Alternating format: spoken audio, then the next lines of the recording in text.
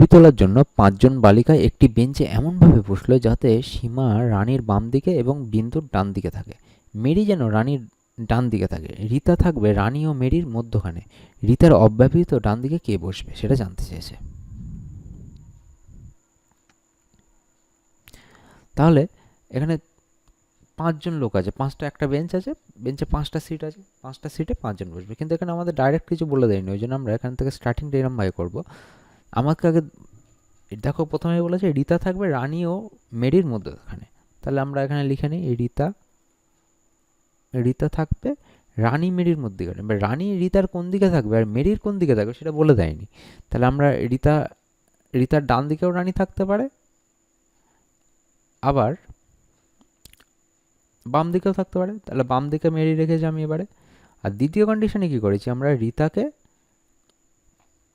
মাঝখানে রেখে মেরিকে ডান দিকে রেখেছি আর রানীকে বাম দিকে রেখেছি। এইবার বলেছে দেখো, প্রথম পয়েন্টে চলে যাচ্ছি, সীমা রানীর বাম দিকে থাকবে। তাহলে সীমা হচ্ছে রানীর বাম দিক।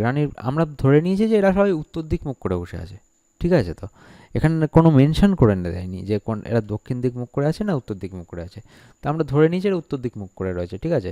নর্থ ডিরেকশনে আছে এরা সবাই, তাই জন্য আমরা উত্তর দিক ধরেই করছি। তাহলে সীমা রানীর বাম দিকে বসবে। রানীর বাম দিক মানে এটা, উত্তর দিক মুখ করলে এদিকে আছে রানীর বাম দিক, তাহলে এদিকে সীমা বসবে, ঠিক আছে? আর তাহলে এদিকে যদি হয় তাহলে সীমা এদিকটাই বসবে, আমাদের সীমা। আবার বলেছে দেখো, সীমা রানীর বাম দিকে আর বিন্দুর ডান দিকে বসবে। তাহলে বিন্দুর ডান দিক মানে এইটা হবে। আর বিন্দুর ডান দিকে বসবে বলেছে কে, সরি, বিন্দুর ডান দিকে বসবে। বিন্দুর ডান দিক মানে এইটা বসবে। তাহলে এখানে বিন্দুর ডান দিক আছে, এইটা হবে, ঠিক আছে? এবার দ্বিতীয় আরেকটা অপশন পয়েন্ট বলেছে যে মেরি যেন রানীর ডান দিকে থাকে।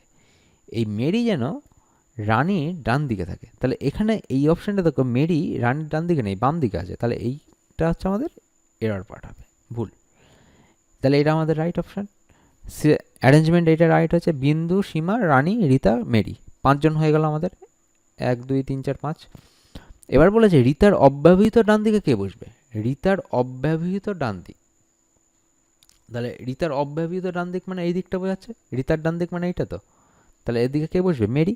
তাহলে অ্যান্সার হবে হচ্ছে Mary. Mary is the right answer.